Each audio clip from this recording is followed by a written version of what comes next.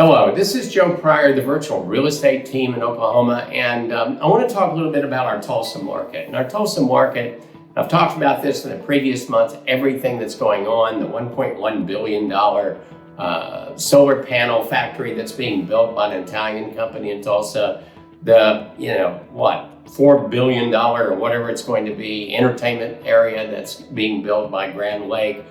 More and more things are going on in the Tulsa market that are really, really exciting. And, in the past, we've never been able to get that much inventory in Tulsa. That's been the biggest problem that we had. But, we've really been trying very hard to do a little bit better there because, for the last almost 35 years, I've been selling Oklahoma City investment properties.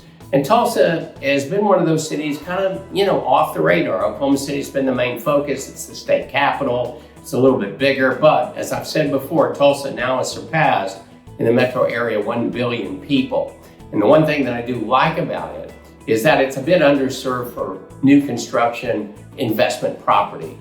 Supply and demand is everything in investment. It's extremely important that we get that right. And so Tulsa has that. But the good news is this: we have multiple neighborhoods with a lot of property.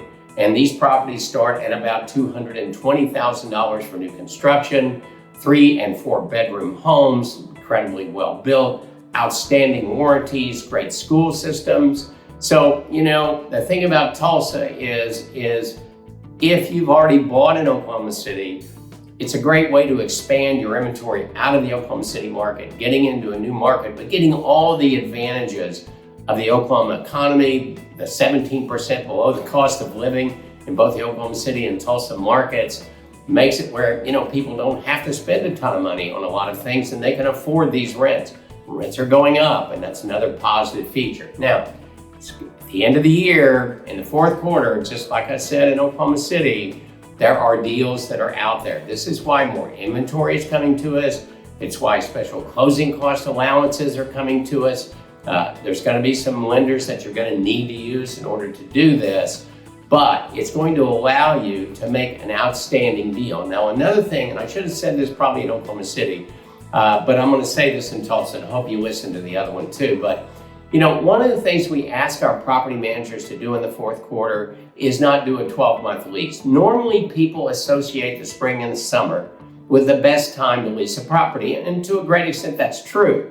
Now, also prices are going to be higher at that point. So what do we do in order to have you buy something in the fourth quarter at a great deal, but make you where you don't worry so much about rental? And it's very simple. We add months onto the lease. Now, we always do $100 plus or minus on our lease properties, because, it can vary for the time of year.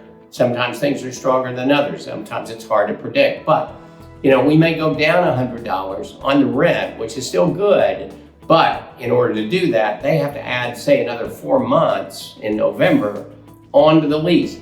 Takes you out of the fourth quarter, starts getting you into the spring. We start working you in that direction, and we reduce the amount of vacancy that you have when we add that 4 months. And the one thing I always tell people about leasing, the first lease is always the hardest, and the reason why is you don't own it yet. But you do own it with a tenant in there, but they've got to give 45 days notice, which allows us to rent it again very quickly with very little vacancy. So understand the fourth quarter. Tulsa's looking fantastic, a lot of inventory. It's a really great time for you to buy in the Tulsa market.